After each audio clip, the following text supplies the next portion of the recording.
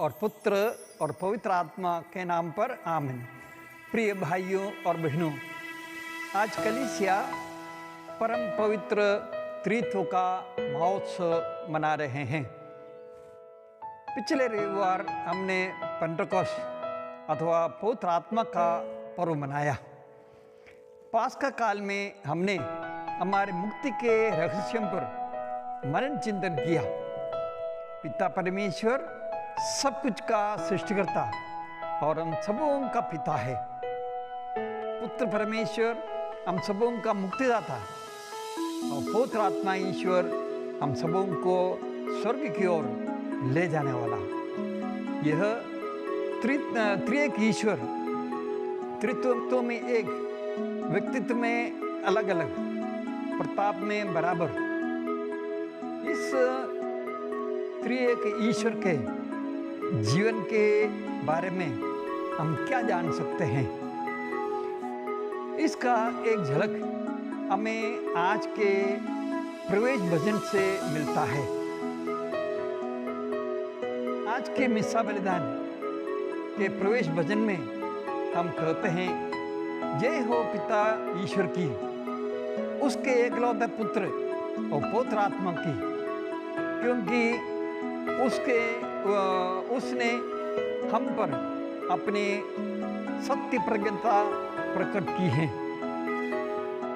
एक बार एक धर्म प्रांत में गुलाब का शिविर चल रहा था। शिविर में एक नवयुवक ने पुरोहित से पूछा कि एक पुरोहित बनने के लिए कितने वर्ष लगते हैं? पुरोहित ने उत्तर दिया, पुरोहित बनने के लिए कई स्टेप रहते हैं, कई प्रकार का ट्रेनिंग है, ओरिएंटेशन, फिलॉसफी, रीजेंसी, थियोलॉजी, इस प्रकार कम से कम 8-10 वर्ष लग जाएंगे। नवयुवक ने पुरोहित से पूछा, क्या 8-10 वर्ष में बाइबल और ईश्वर के विषय में सब कुछ व्यक्ति जान सकता है?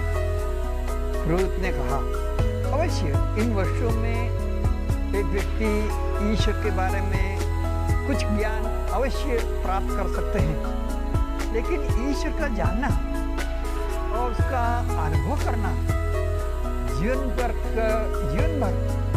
का एक लक्ष्य है।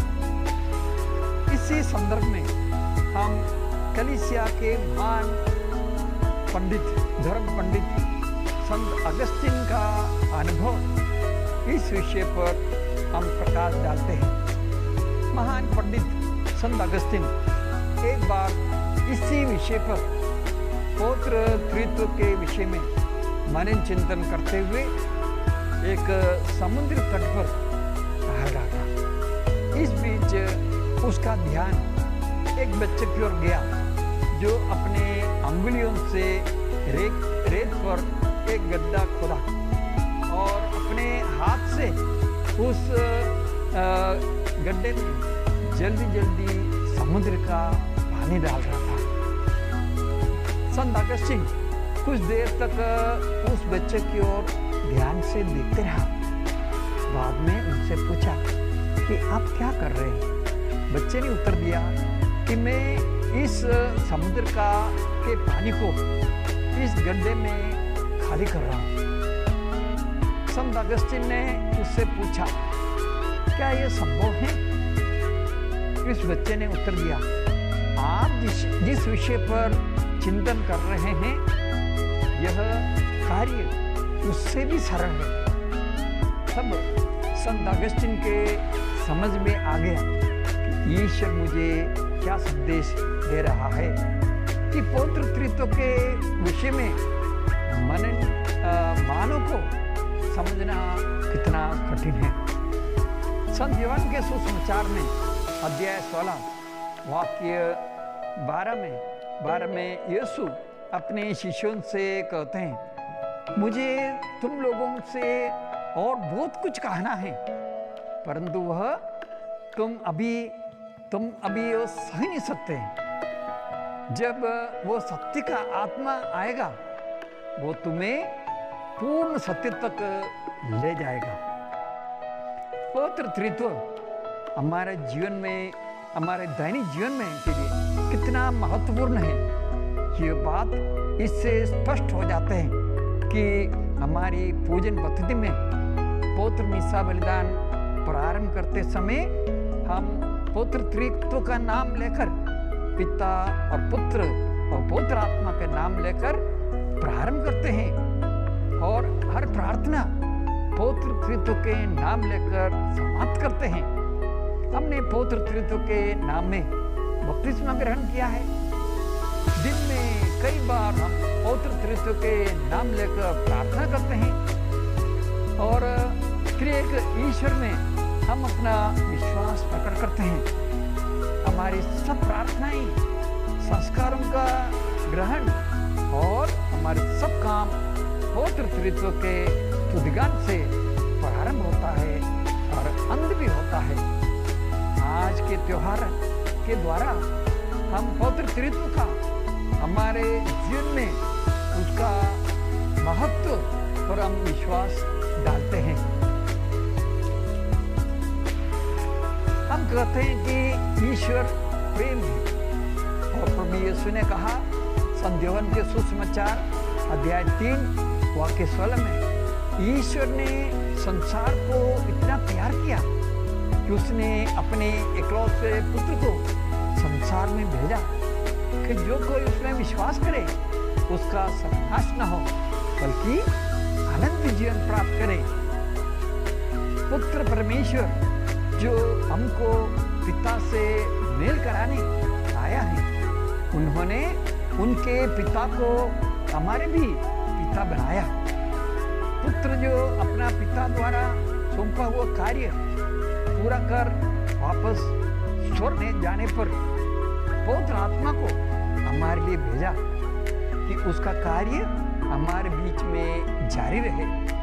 संत यूहन्ना के सुसमाचार में अध्याय 14 वाक्य 16 में हम पढ़ते हैं, मैं पिता से प्रार्थना करूंगा कि वो तुम्हें एक दूसरा सहाय प्रदान करेगा जो सदा तुम्हारे साथ रहेगा। प्रभु यीशु शिष्यों से पिता के विषय में बात कर रहे थे तो फिलिप ने यीशु से कहा, प्रभु हमें पिता का दर्शन कराइए, हमारे लिए इतना ही बहुत है। प्रभु यीशु ने उसको उत्तर देते हुए कहा, संत यूहन्ना के सुसमाचार अध्याय 14 वाक्य 8 में, फिलिप मैं इतना समय तक तुम्हारे साथ रहा फिर भी तुमने मुझे नहीं पहचाना। जिसने मुझे देखा है उसने पिता को भी देखा है। ईश्वर के जीवन के बारे में हम क्या जान सकते हैं? वही जो प्रभु यीशु हमें बताता है। प्रभु यीशु यॉर्दन नदी में यूहन्ना बपतिस्मा से बपतिस्मा लेते समय हम संत मत्ती के सुसमाचार अध्याय 3:16 में पढ़ते हैं, जब यूहन्ना से बपतिस्मा लिया स्वर्ग खुल गया और उन्होंने ईश्वर के आत्मा को कपोत के रूप में उतरते और उन पर ठहरते हुए देखा और स्वर्ग से यह वाणी सुनाई पड़ी, यह मेरा प्रिय पुत्र है, इसमें मैं अत्यंत प्रसन्न हूँ, इसकी सुनो। और फिर प्रभु के रूपांतरण के समय संत मत्ती के सुसमाचार अध्याय 17 वाक्य 1 में हम सुनते हैं कि प्रभु का मुखमंडल सूर्य की तरह चमकने लगा और बादल में से ये वाणी सुनाई पड़ी, ये मेरा प्रिय पुत्र है, इससे मैं अत्यंत प्रसन्न हूँ, इसकी सुनो।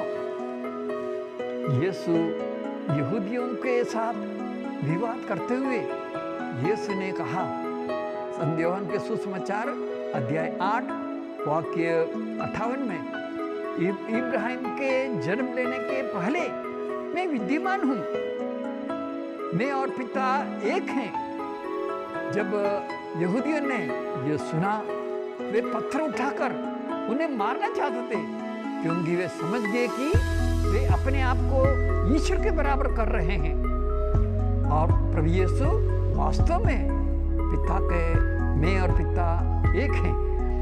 प्रभु स्वर्ग लौटने से पहले शिष्यों से कहते हैं, संत यूहन्ना के सुसमाचार अध्याय 14 वाक्य 18 में, मैं तुम्हें अनाथ छोड़कर नहीं जाऊंगा।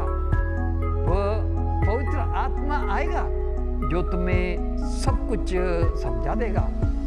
वही ईश्वर का प्रेम और सौभाग्यता अपने सच्चे ख्रिस्ती परिवार में भी हम अनुभव करते हैं। ईश्वर ने हमें अपने प्रतिरूप बनाया। वही ईश्वर पति पत्नी को विवाह संस्कार के प्रेम बंधन में एक साथ जोड़कर नए जीवन को जन्म देता है। इसी प्रेम बंधन में पिता और पुत्र और पवित्र आत्मा के निस्वार्थ प्रेम और सामूहिक जीवन के सौभाग्य परिवार में हम होते हैं। संस्कार और अनुग्रह के द्वारा सौभाग्य बनते हैं। हम ईश्वर के प्रेम में विश्वास और संस्कार के द्वारा सम्मिलित हो जाते हैं। प्रभु यीशु हमें आश्वासन देते हैं कि प्रभु यीशु कलीसिया और संस्कारों के द्वारा हमारे बीच उपस्थित रहते हैं।